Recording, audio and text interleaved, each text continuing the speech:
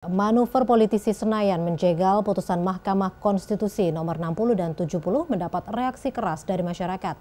Jaringan masyarakat sipil mengingatkan wakil rakyat akan ada people power jika DPR ngotot merevisi undang-undang pilkada baru yang dibuat untuk mengakali putusan MK tersebut.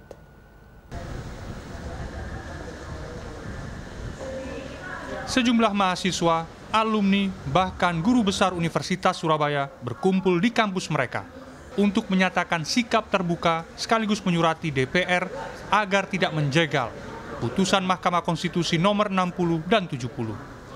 Guru Besar Fakultas Hukum Universitas Surabaya, Hesti Armiwulan mengingatkan gerakan People Power bisa membesar karena manuver para politisi itu merampas kedaulatan rakyat.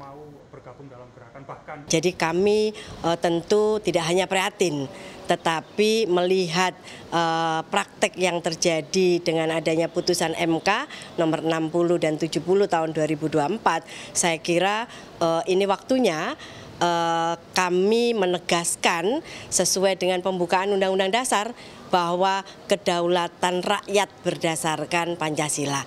Kedaulatan itu ada di tangan rakyat. Maka saatnya rakyat itu harus menyuarakan tentang kondisi negara yang tidak sesuai dengan prinsip-prinsip kehidupan bernegara.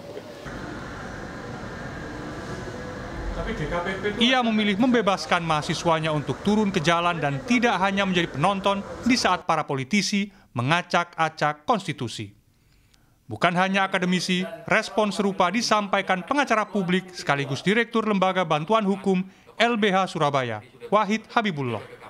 Menurut Wahid, perilaku para politisi seolah membuat pendidikan hukum yang dia tempuh selama bertahun-tahun tidak ada gunanya. Logika yang paling runtuh yang sebenarnya bahkan bisa dipahami oleh seorang mahasiswa fakultas hukum yang mungkin semester 1-2, yaitu logika bagaimana pembentukan peraturan undang-undangan itu, terutama hierarkis ya, atau tata susunan perundang-undangan itu dikangkangi begitu ya. Karena kita tahu bahwa MK adalah salah satu lembaga kekuasaan kehakiman yang berwenang menafsirkan dan menjudicial review undang-undang terhadap undang-undang dasar. Jadi berarti dia ada the guardian of konstitusi atau penafsir tunggal konstitusi. Gelombang besar perlawanan terhadap tindakan anggota DPR ini buah dari kengototan Badan Legislasi DPR yang dimotori politisi Koalisi Indonesia Maju atau KIMPLES mengesahkan RUU Pilkada baru. Mereka akrobat berusaha mengabaikan putusan MK perihal ambang batas dukungan dan usia bagi calon gubernur dan wakil gubernur. RUU Pilkada kemudian dibahas super cepat hanya dalam waktu 7 jam untuk dapat disahkan di forum paripurna. Sejumlah pihak menilai cara ini dilakukan para politisi KIMPLUS karena putusan MK mengancam kepentingan politik mereka di Pilkada.